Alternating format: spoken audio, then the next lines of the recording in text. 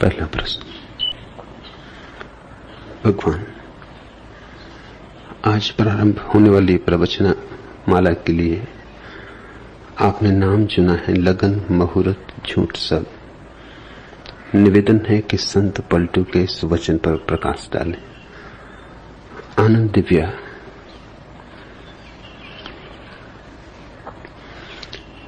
पलटू का पूरा वचन ऐसा है। पलटू शुभ दिन शुभ घड़ी, याद पड़े जब नाम, लगन मुहूर्त झूठ सब, और बिगाड़े काम।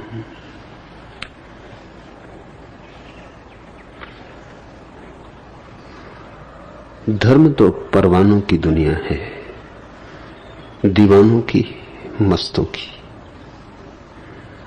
वहां कहां लगन मुहूर्त। धर्म तो शुरू वहां होता है जहां समय समाप्त हो जाता है। वहां कहां लगन मुहूर्त। लगन मुहूर्त की चिंता तो उन्हें होती है जो अतीत में जीते हैं और भविष्य में जिनकी वासना अटकी होती। जीते हैं उसमें जो है नहीं और आशा करते हैं उसकी जो अभी हुआ नहीं और शायद कभी होगा भी नहीं। धर्म का संबंध न तो अतीत से है न भविष्य से है। धर्म है अभी और यहीं जीना, बस अभी और यहीं। इस क्षण के पार कुछ भी नहीं। इस क्षण से हटे कि धर्म से चूके। बाल भर का फासला पड़ा इस क्षण से कि जमीन आसमान अलग अलग हो गए। यह क्षण द्वार है प्रभु का, क्योंकि वर्तमान के अतिरिक्त और किसी की कोई सत्ता नहीं। अतीत है मात्र स्मृतियों का जाल और भविष्य है केवल कल्पनाओं, सपनों की बुनावट। दोनों अस्तित्व शून्य है और इन दोनों में जो जीता है उसी का नाम संसारी है। वही भटका है। ध्यान रहे, जिसको तुमने संसार समझा है वह संसार नहीं। घर द्वार, पत्नी, बच्चे, बाजार, दुकान, यह सब संसार नहीं है। इसको तो छोड़ देना बड़ा आसान। इसको तो बहुत भगोड़े छोड़कर भाग गए। मगर सवाल यह है कि क्या संसार उनसे छूटा? बैठ जाओ गुफा में हिमालय की, फिर भी संसार तुम्हारे साथ होगा, क्योंकि संसार तुम्हारे मन में है और मन है अतीत और भविष्य का जोड़। जहां वर्तमान है वहां मन नहीं। बैठकर भी गुफा में क्या करोगे हिमालय की? वही अतीत की उधेड़बुन होगी, वही बीती बातें याद आएंगी, वही बिसरे विस्मृत हुए क्षण लौट लौट द्वार खटखटाएंगे। क्या करोगे हिमालय की गुफा में बैठकर? फिर भविष्य को संजोओगे, फिर आगे की योजना बनाओगे। और अक्सर तो यूं होता है कि जो बाजार में बैठा है उसका भविष्य बहुत बड़ा नहीं होता, क्योंकि वो इस जीवन के पार की कल्पना नहीं कर पाता। उसकी कल्पना बहुत प्रगाढ़ नहीं होती। और वो जो हिमालय की गुफा में बैठा है उससे तो कुछ और काम धाम नहीं, सारी ऊर्जा उपलब्ध है। करे तो क्या करे? तो मृत्यु के बाद भी जीवन की कल्पना करता है, स्वर्गों के स्वप्न देखता है, स्वर्ग में भोग की कामनाएं करता है, स्वर्ग में शराब के चश्मे बहाता है, स्वर्ग में अप्सराओं को अपने चारों तरफ नचाता है। यह तुमने एक अजीब बात देखी कि चूंकि सारे शास्त्र पुरुषों ने लिखे, और ये सारे भगोड़े पुरुष थे। पुरुष ऐसा लगता है ऊपर ऊपर से ही बहादुर है, भीतर भीतर बहुत कायर, भीतर भीतर बहुत पोला, बाहर बाहर बड़ी अकड़।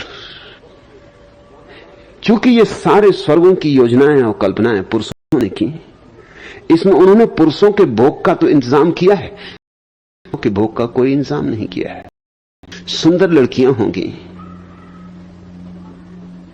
बड़ी खूबसूरत अप्सराएं होंगी, मगर कुछ इंतजाम स्त्रियों के लिए भी तो करो, सुंदर युवकों का कुछ इंतजाम करो। जरूर कुछ धर्मों ने सुंदर युवकों का भी इंतजाम किया, लेकिन वो भी स्त्रियों के लिए नहीं, वो भी पुरुषों के लिए। जिन देशों में समलैंगिकता की बीमारी प्रचलित रही है, उन देशों में वे सुंदर लड़के आयोजित किए हैं उन्होंने स्वर्ग में, लेकिन वे भी पुरुषों के लिए। सच तो यह है कि बहुत से देशों में यह धारणा रही कि स्त्री में कोई आत्मा ही नहीं होती। जब आत्मा ही नहीं तो कैसा स्वर्ग?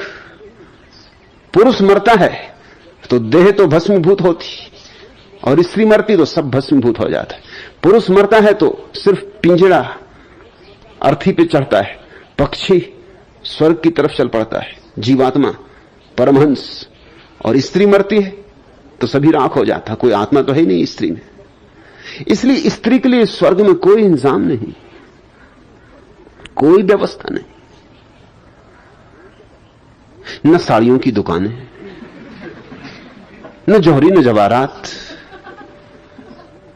न सोना, न चांदी, कुछ भी नहीं। कारण साफ है, इंतजाम पुरुषों ने किया है। वो क्या फिक्र करें स्त्रियों की? अपने लिए इंतजाम कर लिया उन्होंने, अपने लिए सब व्यवस्था कर ली है। स्त्री तो आत्मा रहित है, इसलिए बहुत से धर्मों में स्त्रियों को मंदिर में प्रवेश का अधिकार नहीं। स्वर्ग में प्रवेश का तो क्या अधिकार होगा? मस्जिदों में प्रवेश का अधिकार नहीं, सिनागागों में प्रवेश का अधिकार नहीं। स्वर्ग की तो बात ही छोड़ दो, और मोक्ष का तो सवाल ही ना उठाना। इस देश के साधु संत भी समझाते रहे कि स्त्री नरक का द्वार है,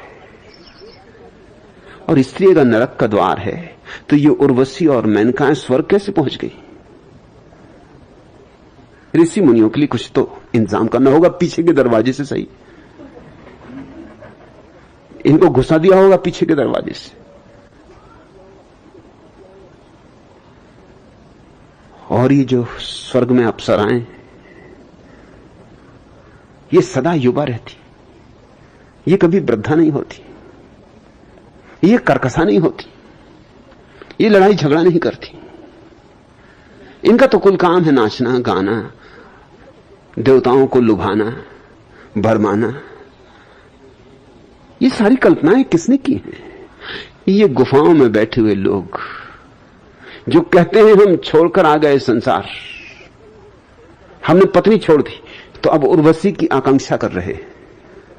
कहते हैं हमने दुकान छोड़ दी, धन छोड़ दिया, तो अब स्वर्गों में वृक्षों पर फूल लगते हैं वो हीरे जवाहरातों के, और पत्ते लगते हैं वो सोने चांदी के। कंकड़ पत्थर तो वहां होते ही नहीं, राहें भी पटी हैं तो बस मणि मुक्ताओं से पटी हैं। यही लोग हैं जो दुकानें छोड़ के भाग गए। इनकी कल्पनाओं का विस्तार तो मौजूद है, और अपने लिए स्वर्ग, और अपने से जो भिन्न है या अपने से जो विपरीत है उनके लिए नरक।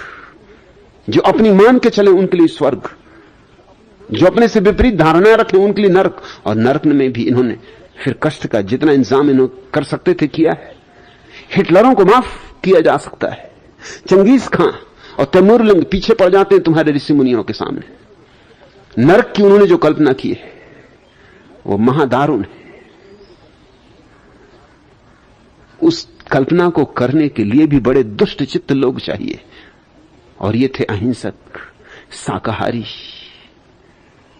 दुग्धाहारी, सिर्फ दूध ही दूध पिए।